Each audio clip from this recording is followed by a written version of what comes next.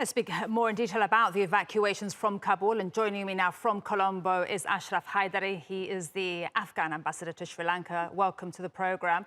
Tell us how your evacuations are going.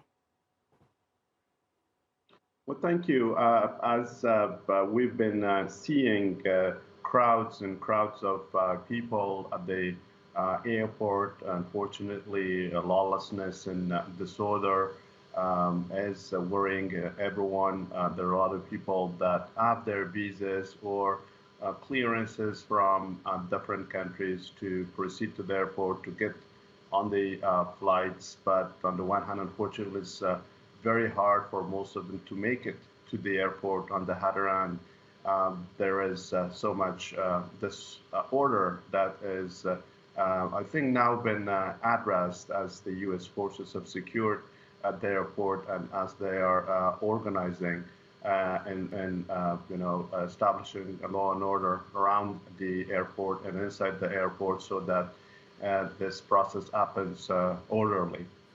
And the Taliban, well, they have promised safe evacuations. Can they be trusted? Well, just like the UN spokesperson said, like everyone else has been saying, we need to see whether words would translate into cooperation on the ground, especially for those, like I said, who are willing and would like to leave the country for different reasons. Be it just, the difference in the belief and the values and or fear of persecution and being targeted. As a result, on the one hand, the Taliban should deliver on their words, ensuring freedom of movement and freedom of movement safely. On the other hand, countries should be encouraged to keep and maintain an open door policy consistent with the international humanitarian law, refugee law, and as well as even Islamic law, because it's not just European countries or the West that should maintain such a policy, but also the Muslim countries, including Turkey, recalling the migration by Prophet Muhammad, peace be upon him, from Mecca to Medina in order to escape the fear of persecution.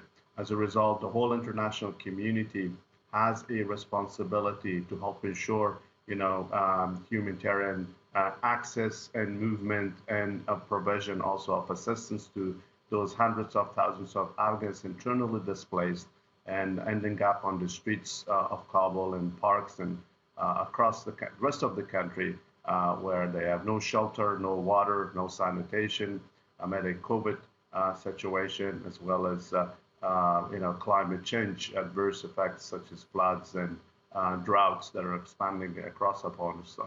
So we're looking at a very dire and complex humanitarian crisis already engulfing Afghanistan.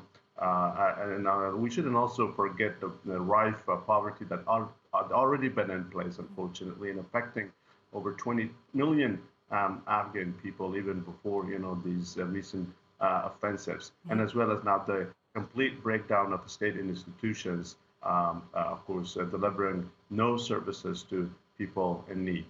And Ambassador, what are the plans for Sri Lanka with Afghanistan? Will you close your operations completely, your embassy in Kabul?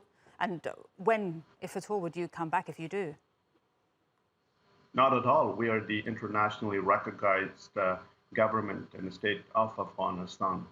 So the Taliban have a long way to go before they meet the conditions under international laws and as well as the conditions set by Afghanistan's friends and allies in order to meet the complete set of issues, particularly the rights of women, human rights in general, and as well as building on the achievements of the Afghan people over the past 20 years with the support of the international community.